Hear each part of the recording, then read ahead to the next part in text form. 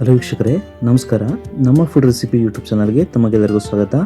ಸ್ನೇಹಿತರೆ, ನಾನಿವತ್ತು ಹಲಸಿನಕಾಯಿ ಬಿರಿಯಾನಿ ಮಾಡ್ತಾಯಿದ್ದೀನಿ. ಈ ಬಿರಿಯಾನಿ ಮಾಡೋದು ಹೇಗೆ ಮತ್ತು ಏನೇನು ಸಾಮಗ್ರಿಗಳು ಬೇಕು ಅಂತ ನೋಡೋಣ. ಮೊದಲಿಗೆ ನಾನಿಲ್ಲಿ ಒಂದು ಮೀಡಿಯಂ ಸೈಜ್ ಗಾತ್ರದ ಹಲಸಿನಕಾಯಿನ ತಗೊಂಡಿದ್ದೀನಿ. ಈಗ ಹಲಸಿನಕಾಯಿ ಸಿಪ್ಪೆನ ಎರ್ಕೋಬೇಕಾಗುತ್ತೆ. ಆದ್ರಿಂದ ನಾನು ಒಂದು ಚಾಕ್ ತಗೊಂಡು ಚಾಕಿಗೆ ಮತ್ತು ಕೈಗೆ ಎಣ್ಣೆನ ಹಾಕೊಂಡು ಈಗ ಹಲಸಿನಕಾಯಿನ ಕಟ್ ಮಾಡ್ಕೊತಾ ಇದ್ದೀನಿ. ವೀಕ್ಷಕರೇ, ಹಲಸಿನಕಾಯಿ ತುಂಬ ಬಲ್ತಿರೋದನ್ನ ತಗೋಬೇಡಿ, ನೋಡಿ ತಗೊಳ್ಳಿ.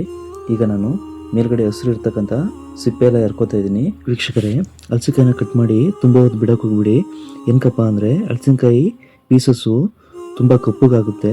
ಆದ್ದರಿಂದ ನೀವು ಹಲಸಿನಕಾಯಿನ ಕಟ್ ಮಾಡೋಕ್ಕಿಂತ ಮುಂಚೆ ಒಂದು ಪಾತ್ರೆಗೆ ಹಲಸಿನಕಾಯಿ ಪೀಸಸ್ ಮುಳುಗುವಷ್ಟು ನೀರನ್ನು ಹಾಕ್ಕೊಂಡು ಅದ್ರ ಜೊತೆಗೆ 1/4 ಸ್ಪೂನ್ ಆಗೋಷ್ಟು ಅರಿಶಿನ ಪುಡಿ, ಅರ್ಧ ಸ್ಪೂನ್ ಆಗೋಷ್ಟು ಉಪ್ಪು ಹಾಗೂ 1 ಸ್ಪೂನ್ ಆಗೋಷ್ಟು ಅಡುಗೆ ಎಣ್ಣೆನ ಸೇರಿಸ್ಕೊಳ್ಳಿ. ಆ ನೀರಿಗೆ ಕಟ್ ಮಾಡಿರ್ತಕ್ಕಂಥ ಹಲಸಿನಕಾಯಿ ಪೀಸ್ನ ಸೇರಿಸ್ಕೊಳ್ಳಿ. ಅದರಿಂದ ಕಪ್ಪಾಗಲ್ಲ. ಹಲಸಿನಕಾಯಿ ಸಿಪ್ಪೆ ಹಸಿರು ಎಲ್ಲನೂ ಎರೆದ ನಂತರ ಕಟ್ ಮಾಡಿಕೊಂಡು ಮಧ್ಯದಲ್ಲಿ ಒಂದು ದಿಂಡಿರುತ್ತೆ, ಅದನ್ನು ತಿನ್ನಬಾರ್ದು.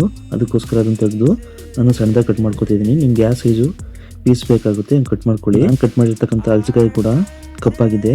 ಆದ್ದರಿಂದ ನಾನು ಹೇಳಿದ್ನಲ್ಲ ಮೊದಲು ಆ ರೀತಿ ಮಾಡಿ. ಈಗ ಹಲಸಿನಕಾಯಿ ಪೀಸಸ್ನ ನೀರಿಗೆ ಹಾಕಿ 1 ಸ್ಪೂನ್ ಆಗೋಷ್ಟು ಉಪ್ಪು ಹಾಕಿ ಹಾಗೆ ಇಡ್ತಾ ಇದ್ದೀನಿ. ಬಿರಿಯಾನಿಗೆ ಈಗ ಮಸಾಲೆ ರೆಡಿ ಮಾಡ್ಕೊಳ್ಳೋಣ. ಮೊದಲಿಗೆ ಒಂದು ಜಾರ್ ತಗೊಂಡು 5 ಹಸಿಮೆಣಸಿನಕಾಯಿ ಹಾಗೂ 2 ಗೆಡ್ಡೆ ಬೆಳ್ಳುಳ್ಳಿ, 2 ಇಂಚ್ ಶುಂಠಿ, 2 ಮೀಡಿಯಂ ಸೈಜ್ ಈರುಳ್ಳಿ, ಒಂದು 2 ರಿಂದ 3 ಸ್ಪೂನ್ ಆಗೋಷ್ಟು ತೆಂಗಿನ ತುರಿ ಹಾಗೂ 1 ಹಿಡಿ ಪಾಲಕ್ ಸೊಪ್ಪನ್ನ ತೊಳೆದು ಬೇಯಿಸ್ಕೊಂಡಿದ್ದೀನಿ.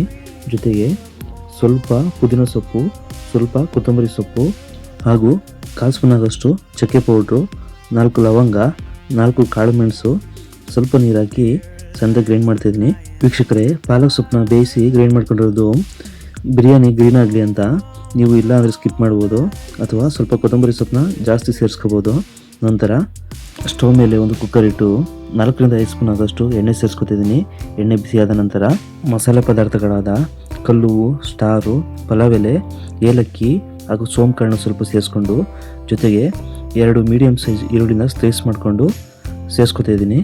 ಈರುಳ್ಳಿ ಎಣ್ಣೆಯಲ್ಲಿ ರೋಸ್ಟ್ ಆದ ನಂತರ ಒಂದು ಚಿಟಿಕೆ ಆಗೋಷ್ಟು ಅರಿಶಿನ ಪುಡಿನ ಸೇರಿಸ್ಕೊಂಡು ಮಿಕ್ಸ್ ಮಾಡ್ಕೊತಿದ್ದೀನಿ. ನಂತರ ವೀಕ್ಷಕರೇ, ಮೊದಲಿಗೆನೆ ಹಲಸಿನಕಾಯಿನ ಉಪ್ಪು ನೀರು ಜೊತೆ ಸೇರಿಸಿದ್ದೆ, ಅದನ್ನು ಸಪ್ರೇಟ್ ಮಾಡಿ ಹಲಸಿನಕಾಯಿ ಮಾತ್ರ ಸೇರಿಸ್ಕೊತಾ ಇದ್ದೀನಿ. ಸೇರಿಸ್ಕೊಂಡು ಚೆನ್ನಾಗಿ ಮಿಕ್ಸ್ ಮಾಡ್ಕೊತಾ ಇದ್ದೀನಿ.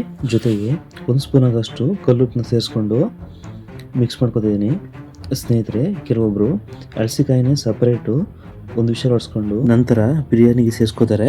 ಆ ರೀತಿ ಮಾಡೋದ್ರಿಂದ ಮಸಾಲೆ ಹಲಸಿನಕಾಯಿಗೆ ಚೆನ್ನಾಗಿ ಟೇಸ್ಟ್ ಹಿಡಿಯಲ್ಲ ಅಂತ ನಾನು ಈ ರೀತಿ ಮಾಡ್ತಿದ್ದೀನಿ. ನೋಡಿ, 10 ನಿಮಿಷ ಹಾಗೆ ಎಣ್ಣೆಯಲ್ಲಿ ರೋಸ್ಟ್ ಮಾಡ್ಕೊಂಡಿದ್ದೆ, ಆದ್ದರಿಂದ ಚೆನ್ನಾಗಿ ಫ್ರೈ ಆಗಿದೆ. ಈಗ ಮೊದಲೇ ರುಬ್ಬಿಟ್ಟಿರ್ತಕ್ಕಂಥ ಹಸಿ ಖಾರನ ಸೇರಿಸ್ಕೊತಾ ಇದ್ದೀನಿ.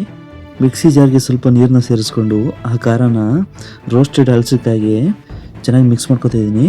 ಸ್ನೇಹಿತರೆ, ನಾನು ಈ ಹಲಸಿನಕಾಯಿ ಬಿರಿಯಾನಿನ 3 ರಿಂದ 4 ಜನಕ್ಕಾಗಷ್ಟು ಮಾಡ್ತಾಯಿದ್ದೀನಿ. ನೀವು ಇನ್ನೂ ಜಾಸ್ತಿ ಬೇಕು ಅಂದರೆ ಕ್ವಾಂಟಿಟಿನ ಜಾಸ್ತಿ ಸೇರಿಸ್ಕೋಬೇಕಾಗುತ್ತೆ. ನಾನು ಈ ನೀರು ಸೇರಿಸ್ತಿದ್ದೀನಲ್ಲ, ಈ ಲೋಟದಲ್ಲಿ 1 ಲೋಟ ಆಗೋಷ್ಟು ಸೋನಾ ಮೊಸರು ಅಕ್ಕಿನ ತೊಳೆದು 1/4 ಗಂಟೆ ನೆನೆ ಹಾಕಿದ್ದೆ. ಆದ್ದರಿಂದ ಈ ಲೋಟದಲ್ಲಿ ನಾನು 1/4 ಲೋಟ ಆಗೋಷ್ಟು ನೀರನ್ನು ಸೇರಿಸ್ಕೊತಿದ್ದೀನಿ. ಯಾಕೆ ಅಂದರೆ ಸ್ವಲ್ಪ ಮುಂಚೆ ನೀರು ಸೇರಿಸಿದ್ದೆ ಹಾಗೂ ಅಕ್ಕಿ ನೆಂದಿರೋದ್ರಿಂದ ನೀರನ್ನು ಸ್ವಲ್ಪ ಕಮ್ಮಿ ಸೇರಿಸ್ಕೊಂಡ್ರೂ ನಡೆಯುತ್ತೆ. ಈಗ ನೆನೆಸಿಟ್ಟಿರೋ ಅಕ್ಕಿನ ಸೇರಿಸ್ಕೊತಾ ಇದ್ದೀನಿ. ವೀಕ್ಷಕರೇ, ತಮ್ಮ ಮನೆಯಲ್ಲಿ ಯಾವ ಅಕ್ಕಿ ಇದೆ ಆ ಅಕ್ಕಿಯಿಂದ ಕೂಡ ಈ ಬಿರಿಯಾನಿ ರೈಸ್ನ ಮಾಡ್ಕೋಬೋದು. ನಾನು ಈ ಹಲಸಿನಕಾಯಿನ ಈ ಹಸಿರು ಖಾರದ ಜೊತೆ 20 ನಿಮಿಷ ಬೇಯಿಸ್ಕೊಂಡೆ. ಒಂದು 70% ಆಗೋಷ್ಟು ಹಲಸಿನಕಾಯಿನ ಈ ಹಸಿರು ಖಾರದಲ್ಲೇ ಬೇಯಿಸ್ಕೊಂಡ್ರೆ ಚೆನ್ನಾಗಿರುತ್ತೆ. ಈ ರೈಸ್ ಒಂದು ಕುದಿ ಬಂದ ನಂತರ ಉಪ್ಪು ಖಾರ ಏನು ಕಮ್ಮಿ ಇದೆ ಅದನ್ನು ಸೇರಿಸ್ಕೋಬೋದು. ಹಾಗೂ ಸ್ವಲ್ಪ ಪುದೀನ, ಸ್ವಲ್ಪ ಕೊತ್ತಂಬರಿ, ಅರ್ಧ ಭಾಗದಷ್ಟು ನಿಂಬೆ ರಸನ ಸೇರಿಸ್ತಾ ಇದ್ದೀನಿ. ನೀವು ಬೇಡ ಅಂದರೆ ಮೊಸರು ಕೂಡ ಸೇರಿಸ್ಕೋಬೋದು. ನಾನು ಈ ಹಲಸಿನಕಾಯಿ ಬಿರಿಯಾನಿಗೆ ಯಾವುದೇ ರೀತಿಯ ಬಿರಿಯಾನಿ ಪೌಡರ್ ಕೂಡ ಹಾಕಿಲ್ಲ. ನೀವು ಬೇಕು ಅಂದರೆ ಕೂಡ ಸೇರಿಸ್ಕೋಬೋದು. ಇದೇ ರೀತಿ ಮಾಡಬೇಕು ಎಂದೇನಿಲ್ಲ.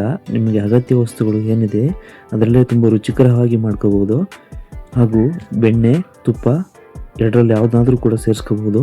ಈಗ ಕುಕ್ಕರ್ನ ಮುಚ್ಚಳ ಹಾಕಿ ಹೈ ಫ್ಲೇಮಲ್ಲಾದರೆ 2 ವಿಷಲು, ಲೋ ಫ್ಲೇಮಲ್ಲಾದರೆ 1 ವಿಷಲ್ ಹೊಡ್ಸ್ಕೊಂಡ್ರೆ ಸಾಕಾಗುತ್ತೆ. ನಾನು 2 ವಿಷಲ್ ಹೊಡ್ಸ್ಕೊಂಡಿದ್ದೀನಿ. ನೋಡಿ, ಹಲಸಿನಕಾಯಿ ಬಿರಿಯಾನಿ ರೆಡಿಯಾಗಿದೆ. ತುಂಬ ಅಂದರೆ ತುಂಬ ಚೆನ್ನಾಗಿ ಬಂದಿದೆ, ತುಂಬ ಘಮ ಘಮ ಅಂತ ಇದೆ. ಈ ಹಲಸಿನಕಾಯಿ ಸೀಸನಲ್ಲಂತೂ ಈ ರೆಸಿಪಿನ ಯಾವುದೇ ಕಾರಣಕ್ಕೂ ಮಿಸ್ ಮಾಡಬೇಡಿ. ಮನೆಯಲ್ಲಿ ಟ್ರೈ ಮಾಡಿ ನೋಡಿ. ವೆಜ್ಜರ್ಗಂತೂ ತುಂಬ ಚೆನ್ನಾಗಿರುತ್ತೆ. ನಾನ್ ವೆಜ್ ತಿನ್ನೋರು ಹಬ್ಬ ಹರಿದಿನ ಪೂಜೆ ಅಂತ ಏನಾದರೂ ನಾನ್ ವೆಜ್ ಬಿಟ್ಟಿದ್ರೆ ಈ ಥರ ರೆಸಿಪಿನ ಮಾಡಿ ನೋಡಿ. ಪಕ್ಕ ನೀವು ನಾನ್ ವೆಜ್ ತಿನ್ನೋ ಥರನೇ ಟೇಸ್ಟ್ ಕೊಡುತ್ತೆ. ಈ ವಿಡಿಯೋ ನಿಮಗೆ ಇಷ್ಟ ಆದರೆ ಲೈಕ್ ಮಾಡಿ, ಶೇರ್ ಮಾಡಿ ಹಾಗೂ ದಯವಿಟ್ಟು ಸಬ್ಸ್ಕ್ರೈಬ್ ಮಾಡೋದನ್ನು ಮಾತ್ರ ಮರಿಬೇಡಿ. ಮುಂದಿನ ವಿಡಿಯೋದಲ್ಲಿ ಹಲಸಿನಕಾಯಿ ಕಬಾಬ್ ಬೇಕು ಅಂದರೆ ಕಬಾಬ್ ಅಂತ ಕಮೆಂಟ್ ಮಾಡಿ. ಮುಂದಿನ ವಿಡಿಯೋದಲ್ಲಿ ಸಿಗೋಣ. ಅಲ್ಲಿವರೆಗೂ ಪ್ರೀತಿಯ ವೀಕ್ಷಕರಿಗೆ ನನ್ನ ನಮಸ್ಕಾರಗಳು.